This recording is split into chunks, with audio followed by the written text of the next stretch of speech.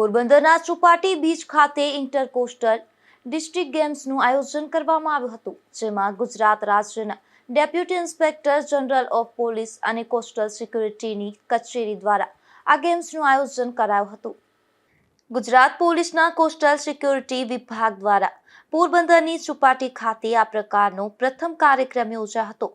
તેનો હેતુ coastal police કર્મચારીઓમાં teamwork, શારીરિક તંદુરસ્તી, ઓપરેશનલ સંકલન અને સહકારની ભાવના મજબૂત બનાવી ગુજરાતના દરિયાકાંઠા સુરક્ષા માળખાને વધુ સશક્ત અને અસરકારક બનાવવાનો હતો. આ કાર્યક્રમમાં કુલ 20 ટીમોએ ભાગ લીધો હતો, જેમાં કોસ્ટલ જિલ્લાની પોલીસ યુનિટોની 17 ટીમો અને મરીન સ્ટાફ ફોર્સની 3 ટીમો સામેલ હતી. અહીં beach volleyball, beach kabaddi, tug for war, દરિયાઈ સ્વિમિંગ અને સી કાયકિંગ સહિતની વિવિધ બીચ અને વોટર સ્પોર્ટ્સની રમતો યોજાઈ હતી. રાષ્ટ્રપિતા મહાત્મા ગાંધીજીની જન્મભૂમિ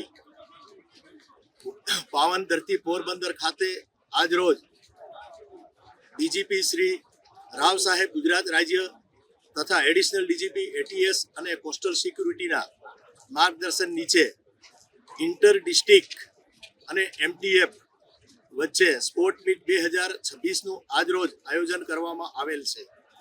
આ આયોજનનો મુખ્ય હેતુ કોસ્ટલ સિક્યુરિટીમાં ફરજ બજાવતા જવાનોમાં ટીમવર્ક, સંઘ ભાવનાનો વિકાસ થાય, આત્મવિશ્વાસ જાગે અને સંકલનની ભાવનાનો વિકાસ થાય તે છે.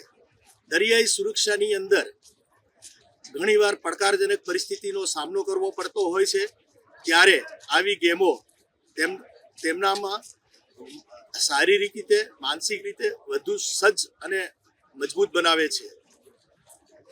વોલીબોલ, બીચ કબડ્ડી, કાયાકિંગ અને તરણ સ્પર્ધા જેવી ગેમોથી જવાનોની અંદર શિસ્ત, અનુશાસન અને સંઘ ભાવનાનો સરસ વિકાસ થશે તેનો ખાસ પ્રયાસ કરવામાં આવ્યો છે.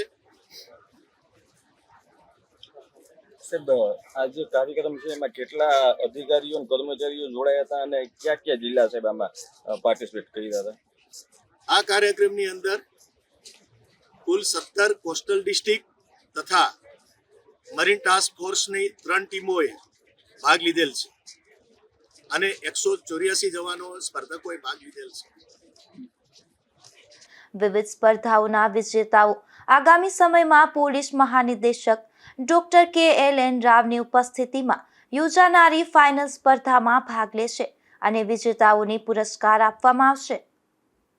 નિપુલ પોપટ સાથે અશોક થાનકી, ગુજરાત ન્યૂઝ, પોરબંદર.